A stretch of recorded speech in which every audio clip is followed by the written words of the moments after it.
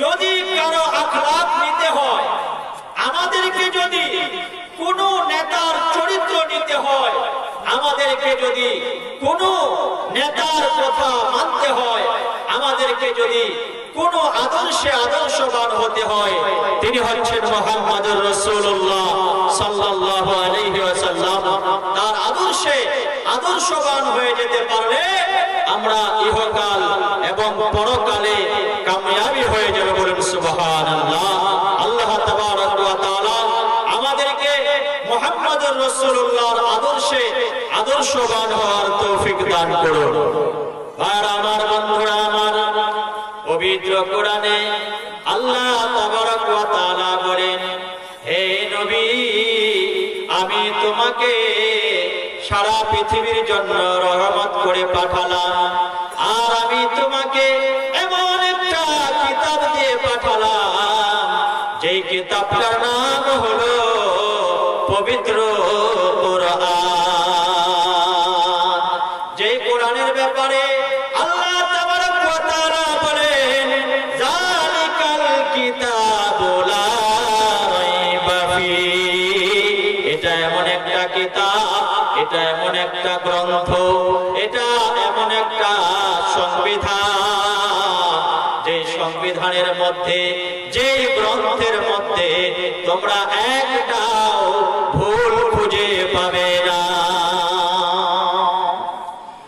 পৃথিবীতে যতই বৈজ্ঞানিক হোক না কেন, পৃথিবীতে যত বড় শিক্ষিত হোক না কেন, পৃথিবীতে যত বড় বিদ্বান হোক না কেন, পৃথিবীতে যত বড় আলিম ওলামা হোক না কেন, কেউ যদি একটা কিতাব রচনা করে, কেউ যদি একটা বই লিখে, ওই বইটা লেখার পরে গ্রন্থকার লিখে দেয়, লেখক লিখে দেয়, এটা আমি লিখলাম, এই বইয়ের মধ্যে যদি কোনো ভুল ত্রুটি তোমরা খুঁজে পাও, তাহলে তোমরা আমাকে জানিও।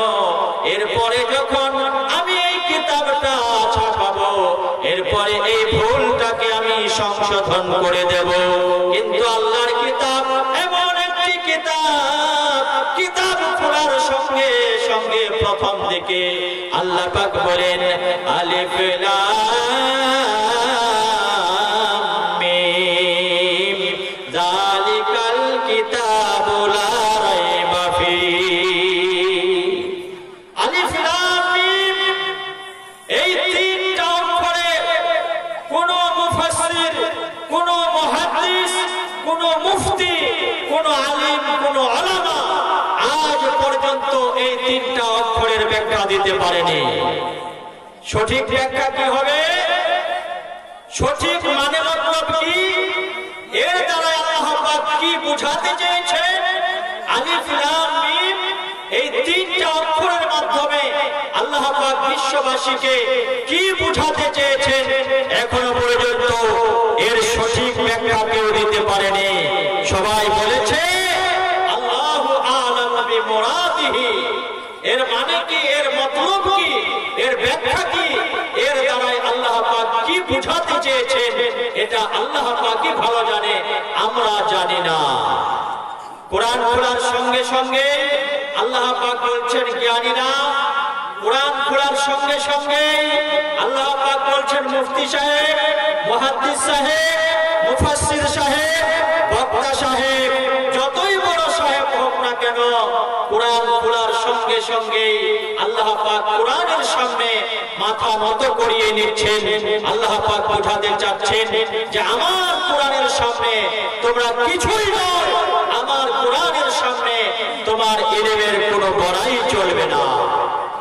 প্রথমে মাথাটা নত হয়ে গেল জ্ঞানীদের, তারপরে আল্লাহ পাক চ্যালেঞ্জ করছে, তারপরে আল্লাহ পাক চ্যালেঞ্জ জানাচ্ছেন। কি চ্যালেঞ্জ? যালিকাল কিতাব লা রাইবা ফীহি, এটা এমন একটি কিতাব, এটা এমন একটি গ্রন্থ, যে গ্রন্থের মধ্যে তোমরা কোনো ভুল খুঁজে পাবে না, যে গ্রন্থের মধ্যে সন্দেহের কোনো অবকাশ তোমরা খুঁজে পাবে না। যদি তোমরা মনে করো যে কোরআনটা বিশ্বনবীর রচনাকৃত, যদি তোমরা মনে করো এই কোরআনটা বিশ্ব নবীর মন গড়া কথা, তাহলে আল্লাহ পাক বলছেন ফাআতু বিসূরাতিম মিন মিসলিহি, তোমরা যদি মনে করো কোরআনটা বিশ্ব নবীর মন গড়া কিতাব, তোমরা যদি মনে করো কোরআনটা বিশ্ব নবীর নিজের তৈরি করা কিতাব, তাহলে তোমাদেরকে আমি আল্লাহ জানিয়ে দিচ্ছি, তোমরা শোনো। ফাতু বিসূরাতিম মিন মিসলিহি, তোমরা এই কোরআনের একটি ছোট সূরা তৈরি করে দেখিয়ে দাও। তোমরা কোরআনের ছোট একটি সূরা তৈরি করে দেখিয়ে দাও। এই চ্যালেঞ্জটা আল্লাহ পাক আজ থেকে 1500 বছর আগে করেছিলেন, কিন্তু বিশ্বের কোন মানুষ এখনো পর্যন্ত কোরআনের ছোট্ট একটি সূরা তৈরি করতে পারেনি। আল্লাহ পাক বলেন এটা হলো কালামে ইলাহি, এটা হলো কালামে রব্বানি, এটা হলো কালামে হাক্কানি। হে কোরআন, তুমি কোথা থেকে এসেছো? তো আল্লাহ পাক বলেন বাল হুয়া কুরআনুম মাজিদ ফি লাওহিম মাহফুজ। আমি আল্লাহ তাবারাক ওয়া তাআলা কোরআনটাকে কোন পার্লামেন্ট থেকে আবিষ্কার করে পাঠাইনি। আমি আল্লাহ তাবারাক ওয়া তাআলা কোরআনটাকে কোন ইউনিভার্সিটি থেকে পাঠাইনি। আমি আল্লাহ তাবারাক ওয়া তাআলা এই কোরআনটাকে কোন বড় ধরনের ইউনিভার্সিটি বিশ্ববিদ্যালয় থেকে পাঠাইনি। এই কোরআনটা এমন একটা জায়গা থেকে এসেছে যেখানে কোনো মানুষের যাওয়ার মতো সম্ভব নয়, যেখানে কোনো মানুষ যেতে পারবে না, যার নাম হলো লাওহে মাহফুজ। ওই লাওহে মাহফুজ থেকে আল্লাহ পাক পবিত্র কোরআনটাকে দুনিয়ার বুকে পাঠিয়েছেন। বলুন সুবহানাল্লাহ। কোরআনকে যদি জিজ্ঞাসা করা যায়, ওগো কোরআন তুমি কেন আসলে দুনিয়ার জমিনে? আল্লাহ তোমাকে দুনিয়ার জমিনে কেন পাঠালো? আল্লাহ পাক বলেন লিতুখরিজান নাস মিনাজ যুলুমাতি ইলান নূর। আমি আল্লাহ তাবারাক ওয়া তাআলা কোরআনটাকে দুনিয়ার জমিনে এই জন্য পাঠালাম যাতে কোরআনের আলো পেয়ে, যাতে কোরআনের হেদায়েত পেয়ে মানুষ অন্ধকার রাস্তা ছেড়ে দেয় এবং আলোর রাস্তা তারা ধরে নেয়। কোরআন পাওয়ার পরেও যে লোকটা অন্ধকার ছাড়তে পারে না, কোরআন পাওয়ার পরেও যেই লোকগুলো বাতিল পথ ছেড়তে পারে না, বাতিল মত ছেড়ে দিতে পারে না, আল্লাহ তাবারাক ওয়া তাআলা বলেন কোরআন পাওয়ার পরেও যারা হেদায়েত পাবে না, পৃথিবীতে তাদের কপালে কিয়ামত পর্যন্ত ভাগ্য তাদের ভাগ্যে হেদায়েত জুটবে না। কোরআন ছাড়া কেউ হেদায়েত পেতে পারে না। কোরআন হলো হেদায়েতের চাবিকাঠি, কোরআন হলো হেদায়েতের একমাত্র কিতাব। যেই কিতাবের উপরে ঈমান রাখলে, যেই কিতাবের উপরে আমল করলে আপনাকে টেনে অন্ধকার রাস্তা থেকে আলোর রাস্তায় নিয়ে আসবে। বলুন সুবহানাল্লাহ। আমার বন্ধুরা, আমার মা বোনেরা, আমার এই কিতাব কার উপর নাজিল হয়েছে? আল্লাহ পাক বলছেন এই কোরআনটা বিশ্ব নবী মুহাম্মদুর রাসূলুল্লাহ সাল্লাল্লাহু আলাইহি ওয়াসাল্লামের উপরে নাজিল হয়েছে। আমি আল্লাহ পাক এই কোরআন শরীফটাকে একবারই চাইলে আমি নাজিল করিয়ে দিতে পারতাম, কিন্তু আমি আল্লাহ পবিত্র কোরআনটাকে একবারই নাজিল করিনি, আস্তে আস্তে করে নাজিল করেছি। মানুষের যখন যেটা প্রয়োজন ছিল, মানুষকে যখন যেটা লাগতো, আল্লাহ পাক সেই সময়ে সেটাই নাজিল করেছেন। বলুন সুবহানাল্লাহ। মুহাম্মদুর রাসূলুল্লাহ সাল্লাল্লাহু আলাইহি সাল্লামের উপরে কোরআন শরীফ নাজিল হয়েছে। আল্লাহ পাক বলেন আমার নবী হলো শ্রেষ্ঠ, আমার নবী হলো মহান, আমার নবী হলো এমন একজন নবী, এমন একজন মহান নেতা, যেই নবীর উম্মত হওয়ার জন্য অন্যান্য নবীরা আল্লাহকে বলেছিলেন, হে আল্লাহ, আমাকে যদি নবী না করে বিশ্ব নবীর উম্মত করে দুনিয়ায় পাঠাতেন, তাহলে আমার ভাগ্যটা কতই না খুলে যেত, তাহলে আমি কতই না ভাগ্যবান হয়ে যেতাম, তাহলে আমি কতই না পুণ্যবান হয়ে যেতাম। ভাইয়েরা আমার, বন্ধুরা আমার, বিনা দরখাস্তে, বিনা চিঠিতে, বিনা কাকতি মিনতিতে, বিনা চাওয়ায় আল্লাহ তাবারক ওয়া তাআলা আমাদেরকে বিশ্ব নবীর উম্মত করে পাঠিয়েছেন। আর আমরা যদি সেই বিশ্ব নবীর চরিত্রের উপরে আমল করতে পারি, তাহলে আল্লাহ পাক বলছেন, আল্লাহ পাকের নবী বলছেন, ওই উম্মতগুলো আমার সাথে এরা জান্নাতের মধ্যে থাকবে। বলুন সুবহানাল্লাহ, জোরে বলুন সুবহানাল্লাহ। তাই আমাদের কর্তব্য হবে আল্লাহর নবীর আদর্শে আদর্শিত হওয়া। আমাদের কর্তব্য হবে বিশ্ব নবীর তরিকায় চলা। আমাদের কর্তব্য হবে বিশ্ব নবীর তরিকায় আমার জীবনটা গঠন করা। আমার কর্তব্য হলো বিশ্ব নবীর তরিকায় আমার প্যান্টটা পরা, আমার লুঙ্গিটা পরা, আমার মাথার চুলটা কাটা, নবীর তরিকায় আমাকে বিবাহ করা, নবীর তরিকায় আমাকে শাদী করা, নবীর তরিকায় আমাকে সব কাজকর্ম করা। আজকে আমাদের এলাকায় যে বিবাহ শাদীগুলো হচ্ছে, বিশ্ব নবীর তরিকায় হচ্ছে না। মানুষ একটা সুন্নতকে পালন করতে গিয়ে, বিবাহ একটা সুন্নত পালন করতে গিয়ে আজ মানুষ 100টা গুনাহ করে ফেলছে, 100টা হারাম কাজ করে ফেলছে। বন্ধু, আমরা যদি নবীর শাফায়াত পেতে চাই, আমরা যদি বিশ্ব নবীর আদর্শে আদর্শবান হয়ে যেতে চাই, তাহলে আমাদেরকে এই কাজকর্মগুলো, হারাম কাজগুলো আমাদেরকে ছেড়ে দিতে হবে। আজ আমরা বিবাহ করি, সর্বপ্রথমে আপনার মুখ থেকে কথা বের হয় নগদ কত, বাকি কত। আমরা মহিলাদেরকে, নারীদেরকে আমরা নগদে মহারণা দিতে চাই না। আল্লাহ তাবারক ওয়া তাআলা যার ব্যাপারে বলেছেন, ওয়া আতুন নিসাই সাদুকাতিহিন্না নিহলা।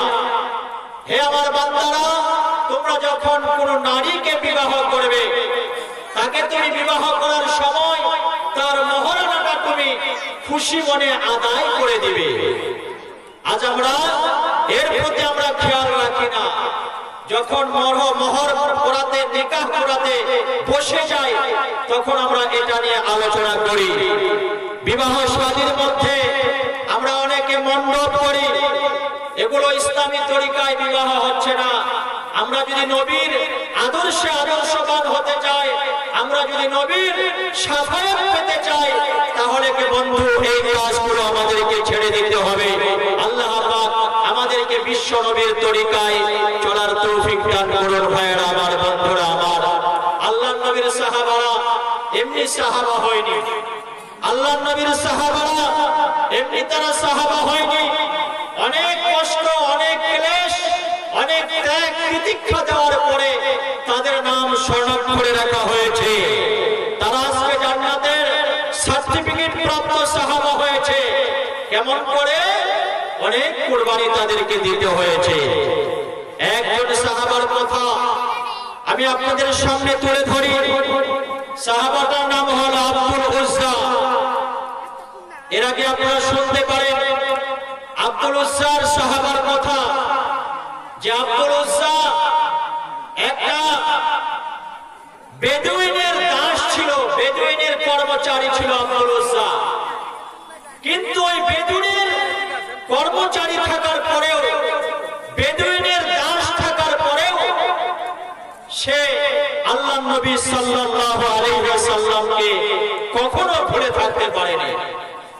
আল্লাহর নবী সাল্লাল্লাহু আলাইহি ওয়াসাল্লাম যেদিন মক্কা ছেড়ে মদিনায় চলে গিয়েছিলেন, যেদিন মক্কা ছেড়ে মদিনায় চলে গিয়েছিলেন, মদিনায় চলে যাওয়ার পরে ওই সাহাবাটা সকাল বেলায় হাউমাউ করে কাঁদতেছিলেন। হাউমাউ করে কেঁদে কেঁদে ওঠার পর চাচার কাছে গিয়ে বললেন তার চাচা ছিল বেদুইন। এই জন্য বলা হয় ভালো লোকের ঘরে যে ভালো লোকই জন্ম নেবে এটা হতে পারে না, আবার খারাপ লোকের ঘরে যে ভালো লোক জন্ম হতে পারে না এটাও হতে পারে না। আলিমের ঘরেও জালিম হয়ে যায়, আবার জালিমের ঘরেও অনেক সময় আলিম পয়দা হয়। আব্দুল উজ্জা সকালবেলায় চাচার কাছে চলে গেলেন। চাচার কাছে চলে যাওয়ার পর বললেন, চাচা যান, ওগো আমার চাচা, হে আমার চাচা, আমি আজ তোমাকে একটা অবাক করার মতো কথা শোনাবো গো চাচা। যেই কথাটা শোনার পর তোমার পা দুটো জমিনে হয়তো থাকবে না, যেই কথাটা শোনার পর তোমার পা দুটো জমিনের উপরে কাঁপা আরম্ভ করবে। বলছে কার কথা বলতে চাও বলো। তো আব্দুল উজ্জা বলে ফেললেন, ইয়া আম্মি, হে আমার চাচা যান, তুমি কি জানো আজ রাত্রিবেলায় ওই যে মক্কা শহরে একজন মানুষ নবী করে এতদিন দাবি করেছিলেন, এতদিন নবী বলে দাবি করে এসেছিলেন, ওই নবী দাবি করে নেওয়ালা লোকটা আজ রাত্রিবেলায় সে মক্কা শহর ছেড়ে মদিনায় পালিয়ে গেছে। ইয়া আম্মি, হে আমার চাচা, তুমি কি জানো ওই লোকটার ব্যাপারে? তোমার কি কি জানা আছে বলো। ওই লোকটার ব্যাপারে কি কি তুমি জানো বলো। তার চরিত্রটা কেমন, তার ব্যবহারটা কেমন? চাচা বলে ফেললো, ভাতিজা তুমি আগে বলো তার চরিত্রটা কেমন ছিল, তার ব্যবহারটা কেমন ছিল। ভাতিজা বলে ফেললে, ইয়া আম্মি, হে আমার চাচা যান, আমি ওই লোকটার সাথে দেখা করেছিলাম, আমি ওই লোকটার কাছে গিয়েছিলাম, তার মোলাকাত করেছিলাম, তার সাথে সাক্ষাৎ করেছিলাম। তার সাথে সাক্ষাৎ করে, তার মোলাকাত করে যেটা আমি বুঝতে পেরেছি গো চাচা, তার থেকে ভালো মানুষ পৃথিবীর জমিনে কিয়ামত পর্যন্ত জন্মাবে না। তার সাথে সাক্ষাৎ করার পরে আমি এটা জেনেছি কিয়ামত পর্যন্ত তার মতো লোক মক্কা শহরে আসবে না। তার সাথে সাক্ষাৎ করে, তার সাথে কথা বলে আমি জেনেছি যে তার মতো ভালো মানুষ পৃথিবীর জমিনে আর না। চাচা বলল, হে আমার ভাতিজা, তুমি ওই লোকটার কথা কেন বলো? ও তো হলো মুসলমানদের লিডার, ও তো হলো মুমিনদের লিডার, আর আমরা হলো বেদুইন, আমরা হলো কাফের, আমরা আল্লাহকে মানি না, আমরা রাসূলকে মানি না, আমরা কিতাবকে মানি না। তার কথা তুমি বারবার করে আমার কানে কেন তুলে ধরো? ভাতিজা বলে ফেললেন, ইয়া আম্মি, হে আমার চাচা, এতদিন ধরে আমি গোপনে গোপনে ইসলাম কবুল করেছিলাম, এতদিন ধরে আমি বিশ্ব নবীকে ভালোবাসতাম, এটা গোপনে ছিল, এটা ভিতরে ভিতরে ছিল। কিন্তু আজ যখন আমার নেতা মক্কা ছেড়ে মদিনায় পালিয়ে গেছে, এই বেদনাটা, এই যন্ত্রণাটা আমি কোনোমতেই সহ্য করতে পারলাম না। হে চাচা, আমি আপনার সামনে, আপনাকে সাক্ষী রেখে আপনার সামনে আমি আজকে দিবালোকে, আমি আজকে প্রকাশ্যে কলেমা পড়ে মুসলমান হয়ে গেলাম। আশহাদু আল্লা ইলাহা ইল্লাল্লাহু ওয়া আশহাদু আন্না মুহাম্মাদান আবদুহু ওয়া রাসূলুহু। প্রকাশ্যে মুসলমান হয়ে গেল। মুমিনের উপরে টিকে থাকতে গেলে, প্রকৃত মুসলমান হতে গেলে বালা মুসিবত আসবেই, বিপদ আপদ আসবেই। পবিত্র কোরআনে আল্লাহ পাক জানাচ্ছেন, ওয়ালা নাবলুওয়ান্নাকুম বিশাইইন মিনাল খাউফি ওয়াল জুই ওয়া নাকসিম মিনাল আমওয়ালি ওয়াল আনফুসি ওয়াস সামারাত। তুমি যদি খালিস মুমিন হতে চাও, তুমি যদি খালিস ঈমানদার হতে চাও, তাহলে তোমাকে পরীক্ষা করা হবে। কেমন পরীক্ষা করা হবে? ইট ভাটায় যে মাটিটাকে ইট বানানো হয়, ওই ইট ভাটায় যেভাবে মাটিটাকে আগে পোড়ানো হয়, আগে জ্বালানো হয়, কাদা করা হয়, তারপরে ওই জ্বালানোর পরে অনেক যন্ত্রণা সহ্য করার পরে একটা ইট হয় এবং ওই ইটটা দিয়ে ঘর তৈরি করা হয়, বাড়ি তৈরি করা হয়, মসজিদ তৈরি করা হয়, মন্দির তৈরি করা হয়। সেভাবে তোমাকেও যন্ত্রণার আগুনে তোমাকেও জ্বলতে হবে, তারপরে তুমি খালিস মুমিন হতে পারবে। আব্দুল উজ্জা প্রকাশ্যে পরে মুসলমান হয়ে গেল। প্রকাশ্যে মুসলমান হয়ে যাওয়ার পর তার চাচা কি করবে? তার গলা ধরে, জামার কলার ধরে তাকে নিয়ে চলে গেল। তাকে নিয়ে চলে গেল কাবা শরীফের সামনে, যার ব্যাপারে আল্লাহ পাক বলেন, বিহাদাল বালাদিল আমিন, এটি এমন একটি শহর, এমন একটি জায়গা যেটা নিরাপত্তের জায়গা, যেখানে কোনো মারামারি চলবে না, যেখানে কোনো হানাহানি চলবে না, কাটাকাটি চলবে না, খুন খারাপি চলবে না, জেনা ব্যভিচার চলবে না।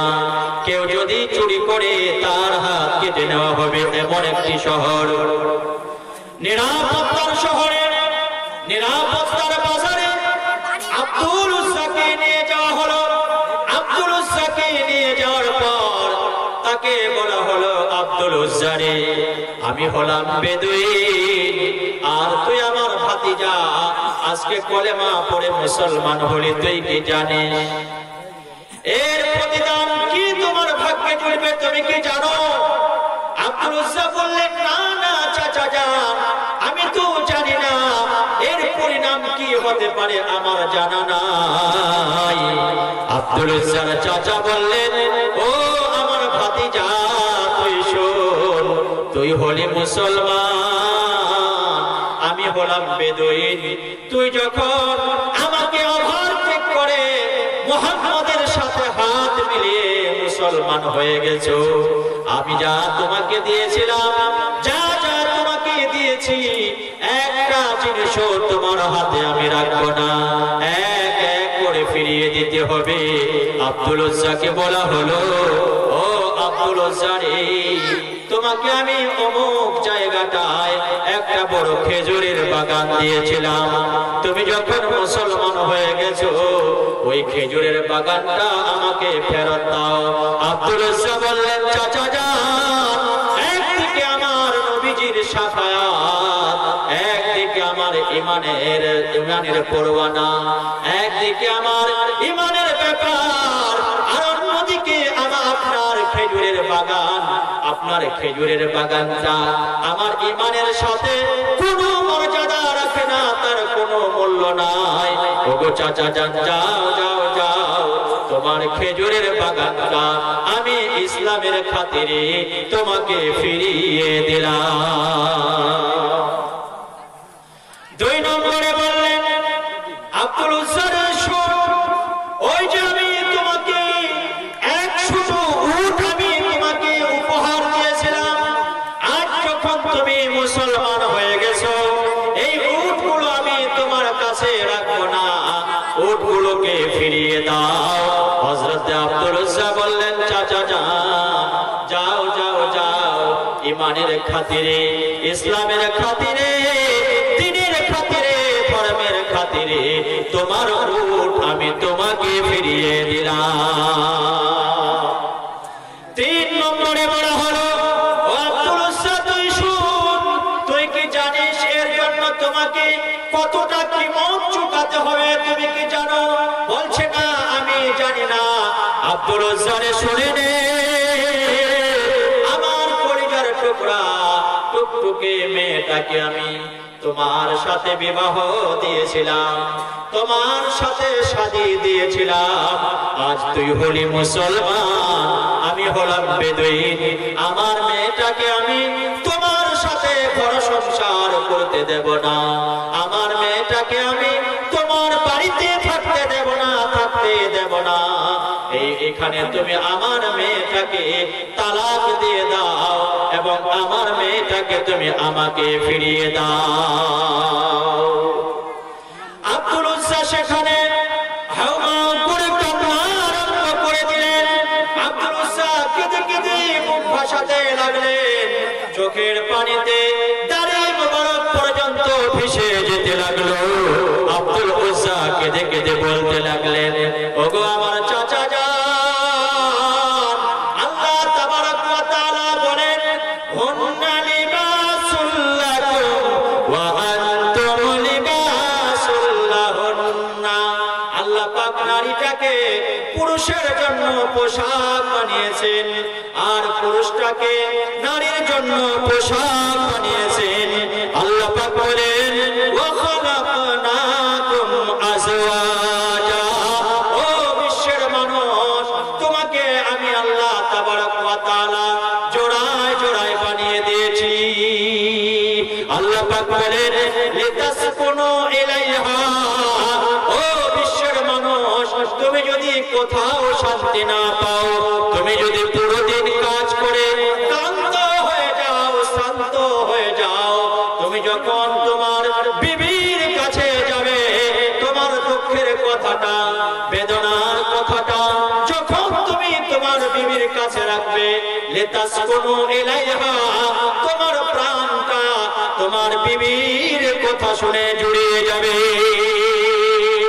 আব্দুল উজ্জাকে বলা হলো, তোমার স্ত্রীটাকে, আমার বেটিটাকে তালাক দাও, কারণ তুমি হলে মুসলমান। আব্দুল উজ্জা কেঁদে কেঁদে অঝর নয়নে বুক ভাসাচ্ছেন আর বলছেন, চাচা জান, সব কিছু তোমাকে দিয়ে দিলাম আর আমার কাছে কিছু নাই, কিন্তু তুমি আমাকে এই সুখের সংসারটা ভেঙে দিও না, এই সুখের সংসার ভেঙে দিও না গো চাচা। প্রেম মমতা ভালোবাসার সংসার, স্বামী স্ত্রীর একটা কত সুন্দর বাঁধন, স্ত্রী স্বামী স্ত্রীর কত ভালো মহব্বত, ওগো চাচা জান, এই সুখের সংসারটা ভেঙে দিও না, এই মধুর মিলনটা ভেঙে দিও না। হযরত আব্দুল উজ্জার পিঠে চাবুক মারা আরম্ভ হলো, পিছে থেকে মারা আরম্ভ হলো। আব্দুল উজ্জা সেখানে মার সহ্য করতে পারলো না, বেত্রাঘাত সহ্য করতে পারলো না, মারে চোটে তার সুন্দর বিবিটাকে তালাক দিয়ে দিল। তালাক দিয়ে দেওয়ার পরে এখনো বেদুইন কাফের, তার মনে এখনো পর্যন্ত প্রশান্তি আসেনি। চাচা তার বলে ফেললো, ও আব্দুল উজ্জা, এবার তুই বল, আমার দেওয়া উপহার তোমার কাছে আর কি কি আছে বলো। আব্দুল উজ্জা বললেন, চাচা, হে আমার চাচা, তুমি তো আমার বাবার সমতুল্য। হে আমার চাচা, যার বাপ নাই সে চাচার কাছে গিয়ে মাথা নত করে দিয়ে সে চাচার কাছে লালিত পালিত হয়। হে চাচা, যার বাপ নেই, ভাতিজা চাচার কাছে বাপের আদর পায়। হে চাচা, যার বাপ নেই দুনিয়ায়, সে ভাতিজা চাচার কাছে গিয়ে বাবার সমতুল্য আদর পায়, যত্ন পায়। হে চাচা, তুমিও আমাকে এক সময় আদর করেছিলে, যত্ন করেছিলে, স্নেহ করেছিলে, মমতা করেছিলে, আমাকে উপহার দিয়ে আমার জীবনটাকে তুমি ভরিয়ে দিয়েছিলে। হে চাচা, আজ হঠাৎ করে কি অপরাধ করলাম যে আমি একমাত্র মুসলমান হলাম বলে, কলেমার পতাকা ধারণ করলাম বলে আজ তুমি আমার কাছে সব কেড়ে নিচ্ছ।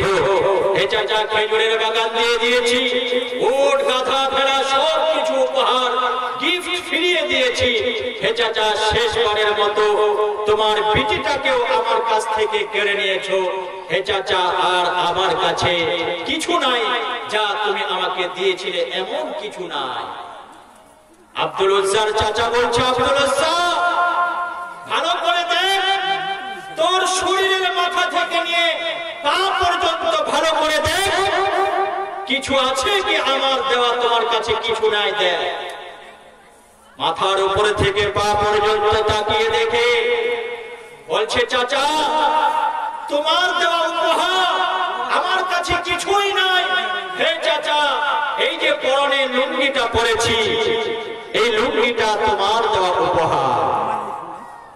আব্দুল উজ্জার চাচা বলছে, আব্দুল উজ্জা, যেহেতু আমার দেওয়া একটা উপহার পরে তুমি এখনো পর্যন্ত লজ্জাস্থান থেকে রেখেছো, আমার দেওয়া উপহার পরে তুমি তোমার দেহটাকে ঢেকে রেখেছো, তুমি হচ্ছ মুসলমান, আমি হলাম বেদুইন, আমাকে ওভারটেক করে তুমি এক হাত এগিয়ে গেছো। আমার দেওয়া উপহার এই লুঙ্গিটুকু তোমার কাছে আমি রাখবো না। কি করবেন চাচা? আমার দেওয়া উপহার আমাকে ফিরিয়ে দাও, নইলে তোমাকে ফাঁসির কাস্টে ঝুলিয়ে দেব, তোমার গর্দান কেটে দেওয়া হবে। আমার উপহার আমাকে ফিরিয়ে দাও। আব্দুল উজ্জা হাওমাও করে কান্না আরম্ভ করলেন। চাচা যান, সব কিছু দিয়ে দিয়েছি চাচা, এইটুকু তোমার কাছে ভিক্ষা চাই। হে চাচা, এটুকু তোমার কাছে ভিক্ষা চাই, এটা আমাকে ভিক্ষা দাও, এটা কেড়ে নিও না। আব্দুল উজ্জাকে বলা হলো, স্বেচ্ছায় আমার দেওয়া উপহার তুমি খুলে দাও, নইলে তোমাকে বেত্রাঘাত করে করে তোমার দেহ থেকে লুঙ্গি খুলে নেওয়া হবে। ভাইরা আমার, বন্ধুরা আমার, মা বোনেরা আমার, সাহাবারা এমনি সাহাবা হয়নি, তারা এমনি নক্ষত্রের মতো চমকায় না। আল্লাহ নবী বলেন, আসহাবি কানুজুম বিআইহিম ইক্তাদাইতুম ইহতাদাইতুম। আমার সাহাবারা একটা তারা নক্ষত্রের মতো, যার আদর্শকে তোমরা নিজের জীবনে ফিট করতে পারবে, সেই লোকটা হেদায়েত পেয়ে যাবে। আমার সাহাবারা নক্ষত্রের মতো, এই নক্ষত্রের রূপ ধারণ করতে গিয়ে তাদেরকে অনেক কষ্ট সহ্য করতে হয়েছে। ভাইয়েরা আমার, বন্ধুরা আমার, মা বোনেরা আমার, হযরতে আব্দুল উজ্জার গায়ে বেত্রাঘাত করা হলো, রক্তে রঞ্জিত হয়ে গেল পুরো শরীর, রক্তে রঞ্জিত হয়ে গেল পুরো দেহ, জুতো মোবারক পর্যন্ত রক্ত দিয়ে জমে গেল। আব্দুল উজ্জা হুঁশ হারিয়ে ফেললেন, জ্ঞান হারিয়ে ফেললেন। আব্দুল উজ্জা আর দাঁড়িয়ে থাকতে পারছেন না। কি করা হলো? দুজনকে বলা হলো, তাকে মাটিতে পড়তে দিও না। ভাইরা আমার, বন্ধুরা আমার, ইসলাম এমনি আসেনি। আজ যেভাবে আমাদের মসজিদগুলোকে আক্রমণ করা হচ্ছে, যেভাবে বলা হচ্ছে ভারতের মসজিদ, সমস্ত ঠাকুরগুলো, সমস্ত ওইগুলো যেন মসজিদের ভিতরেই জন্ম নিয়েছিল, সব মসজিদ খুলে নাকি তাদের দেবতা পাওয়া যাচ্ছে। একের পর এক মসজিদের উপরে বুলডোজার চালানো হচ্ছে, একের পর এক মুসলমানের উপরে আক্রমণ করা হচ্ছে, একের পর এক আলিম ওলামার উপরে আক্রমণ করা হচ্ছে। সেদিনকে জুম্মার নামাজে একজন মুয়াজ্জিন মাইকে লাউড স্পিকারে আযান দিয়েছিল বলে মুয়াজ্জিনকে 2 লক্ষ টাকা জরিমানা করা হয়েছে, ইমামকে গ্রেফতার করা হয়েছে। ভাইরা আমার, বন্ধুরা আমার, আমাদের এলাকায়, আমাদের দেশে যেই সমাজ বর্তমান চলতেছে, যেভাবে দেশ চলতেছে, আমাদের উপর সাহাবাদের মতো মনে হয় একটা জুলুম, একটা নির্যাতন আমাদের সমাজে আমাদের উপরে মনে হয় আসতে পারে, কিন্তু আমাদেরকে সবর করতে হবে। আল্লাহ পাক বলছেন, ইন্নাল্লাহা মা'আস সাবিরিন। তোমরা জ্ঞান হারিয়ে ফেলো না, তোমরা নৈরাশ হয়ে যেও না, তোমরা ভীতু হয়ে যেও না, সবর করো, ধৈর্য ধারণ করো। ইন্নাল্লাহা মা'আস সাবিরিন, নিশ্চয় আমি আল্লাহ পাক সবরকারীদের সাথে রয়েছে। বলুন সুবহানাল্লাহ, জোরে বলুন সুবহানাল্লাহ। ভাইরা আমার, বন্ধুরা আমার, আব্দুল উজ্জাকে দাঁড় করে দেওয়া হলো। দুজনকে বলা হলো, তোমরা তার দেহ থেকে লুঙ্গিটা খুলে নাও। দুজন দুদিকে ধরে মারলোটা, লুঙ্গিটা শরীর থেকে থেকে থেকে মাটিতে পড়ে গেল। মাটিতে পড়ে যাওয়ার পর হযরত আব্দুল উজ্জা বাড়িতে চলে আসলেন। বাড়িতে চলে আসার পরে মাকে কেঁদে কেঁদে বলতে লাগলেন, মা, হে আমার জনম দুঃখিনী মা। ও মা, তুমি আমাকে জন্ম দিতে গিয়ে বহু কিছু করেছো গো মা। হে আমার জনম দুঃখিনী মা, আমার জন্য বহু ত্যাগ, বহু তিতিক্ষা সহ্য করেছো, বহু যন্ত্রণা সহ্য করেছো মা। আজ তোমার কাছে টাকা চাইবো না, আজ তোমার কাছে পয়সা চাইবো না, আজ তোমার কাছে কোনো উপঢৌকন, কোনো উপহার চাইবো না গো মা। আজ তুমি আমাকে একটি ছোট্ট কাপড় দাও, যা আছে তা দাও, যে কাপড়টা পরে আমি পরিধান করে আমি বিশ্ব নবীর সাথে দেখা করতে যাব গো মা। মা যখন দরজা খুলল, দরজা খুলে দেখে হায় রে হায়, আমার কলিজার টুকরার এই কি অবস্থা। শরীর দিকে রক্ত বের হচ্ছে, পুরো শরীর রক্তে রঞ্জিত হয়ে গেছে, শরীর রক্তে লালে লাল, শরীর রক্তে লালে লাল, মাথার চুল শুষ্ক শুষ্ক, গায়ে কোনো কাপড় নাই, কোনো কিছুই নাই, উলঙ্গ অবস্থায় এসেছে। বলছে মা একটি ছোট্ট কাপড় দাও। আব্দুল শর্মা পুরো ঘর দেখে দেখে বললেন, বেটা তুমি তো জানো রে বেটা, আমরা কতই না গরিব মানুষ, আমরা কতই না নিম্নমানের মানুষ, প্রান্তিক মানুষ, আমাদের তো 3-4 জোড়া করে কাপড়, মেহমানদারি করার জন্য কাপড় আলাদা, শ্বশুর বাড়ি যাওয়ার জন্য কাপড় আলাদা, জুম্মার নামাজ পড়ার জন্য পাঞ্জাবি আলাদা, ঈদের নামাজ পড়ার জন্য পাঞ্জাবি আলাদা। কিন্তু ভাইয়েরা আমার, লক্ষ্য করুন সাহাবাদের জীবনের দিকে, তারা কতই না কষ্ট করেছিল। আজ আল্লাহ পাক এতই নাজ নিয়ামত আমাদেরকে দিয়েছেন, কিন্তু আমরা পরিপূর্ণ ইসলামের মধ্যে এখনো পর্যন্ত আসতে পারি না। কত সাহাবারা কষ্ট করেছিল, আজ কত আল্লাহ পাক আমাদেরকে দিয়েছেন, কত কি দিয়েছেন, কত কি দিয়েছেন, তবু আজ আমরা 5 ওয়াক্ত নামাজ পড়তে পারি না। কত মহান হয়েছিল তার সাহাবারা, এমনি হয়েছিল অনেক কষ্ট, অনেক ত্যাগ, অনেক তিতিক্ষা, অনেক জুলুম, অনেক নির্যাতন সহ্য করার পরে তারা সাহাবা হয়েছে।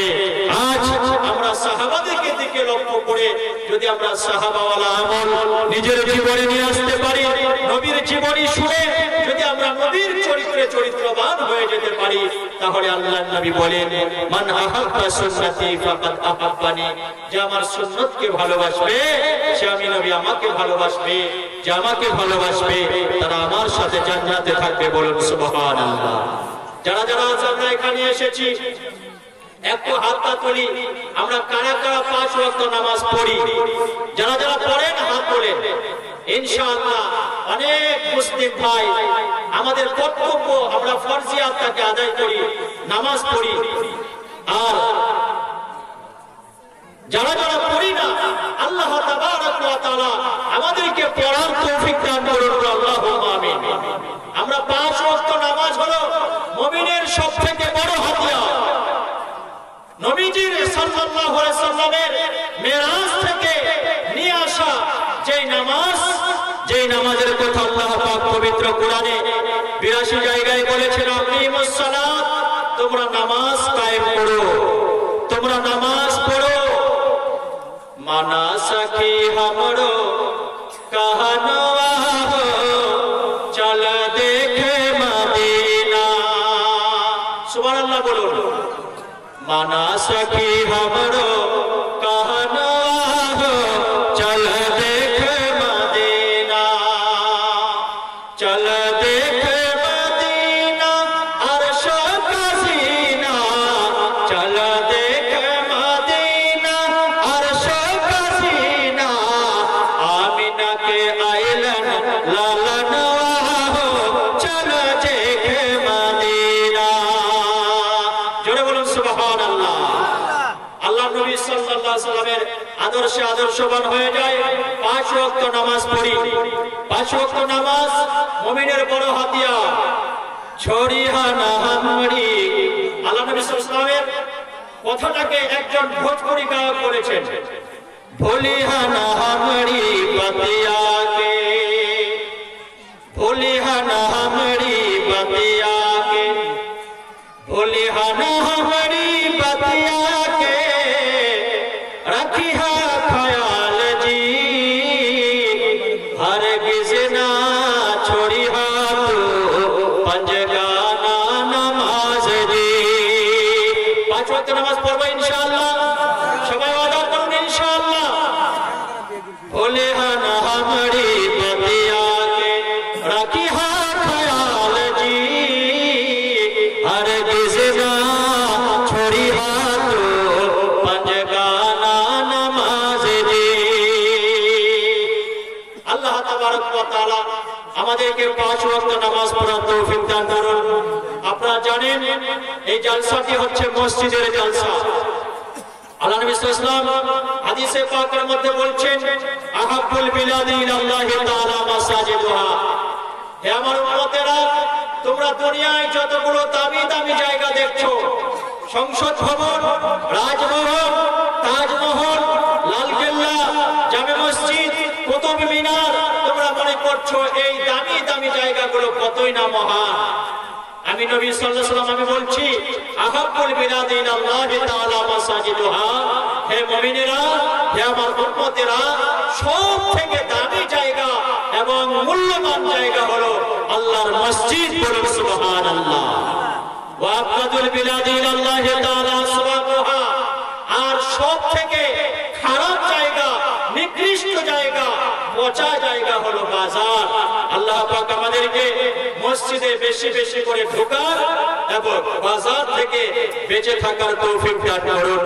আমাদের প্রধান বক্তা এসে গেছেন, তাকে বসিয়ে রেখে আর আমি বক্তব্য দীর্ঘায়িত করব না। আল্লাহ সুবহানাহু ওয়া তাআলা আমাদেরকে বলার থেকে বেশি আমল করার তৌফিক দান করুন। আমিন ওয়া আখিরু দাওয়ানা আলহামদুলিল্লাহি রাব্বিল আলামিন। শুরু থেকেই বলা হচ্ছে, আপনারা এই যে সামনের জায়গাটা আছে ভাই, ওটাকে পূরণ করুন ইনশাআল্লাহ। অনেক পুরুষ ভাই